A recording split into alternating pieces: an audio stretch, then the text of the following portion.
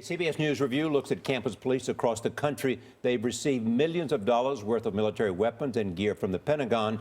Now there are calls to halt those transfers, but some agencies say the equipment is necessary. Manuel Bajorquez is at the University of Texas, Arlington, with the debate. Manuel, good morning. Good morning. University of Texas System Police protect more than a dozen campuses and 330,000 people across the state. The director of police says those additional weapons and gear are essential given the type of emergencies that can happen. When University of Texas police responded to a bomb threat in 2012, they arrived in this Humvee. It's one of 3 large military vehicles the university's police system has acquired from the Department of Defense. They recently received this mine-resistant vehicle, which was designed to withstand roadside bombs on the battlefields in Iraq and Afghanistan.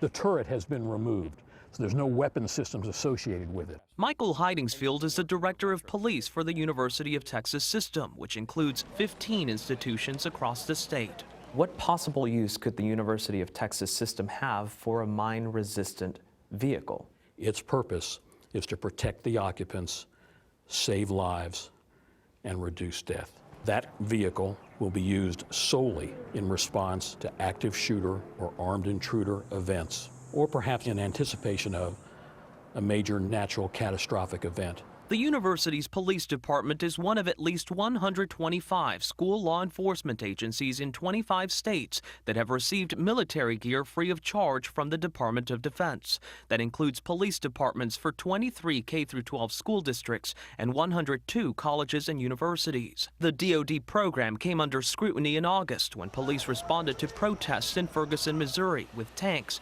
combat gear, and assault rifles, some of which had come from the Pentagon.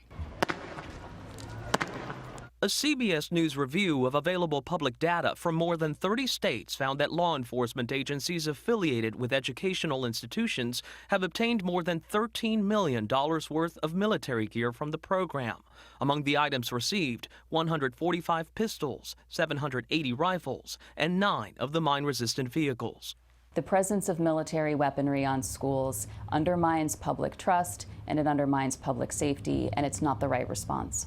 The ACLU is one of more than 20 education and civil rights advocates calling on the Defense Department to stop giving military equipment to school police. Post-Ferguson, really we saw some conversations come to the top that we'd never had in this community before. Reuben Littlejohn is the chief of police for the San Diego Unified School District, which serves preschool to high school. It received this mine-resistant vehicle from the Pentagon in April and had plans to repaint it white and use it as a rescue vehicle in the event of an active shooter or natural disaster. But last week, they changed course. We're returning it because some members of the community have expressed the fact that they're uncomfortable with the vehicle that's military by design. But many agencies say the threat to their institutions is evolving and point to mass shootings like Columbine, Virginia Tech, and Sandy Hook as reasons their response must evolve too. I'm required to protect and serve the University of Texas System. I ought to employ and have in my repertoire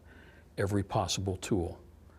I hope that vehicle never has to leave the warehouse it sits in. But if I don't have it, and then we need it, I've not made the right decision.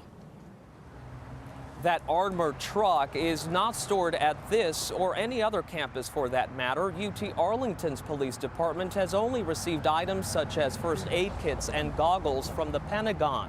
Still, several lawmakers want a review of the program for all schools, and 2 congressmen have drafted a bill that would limit weapon transfers. Nora? All right, to be continued, Manuel. Thank you.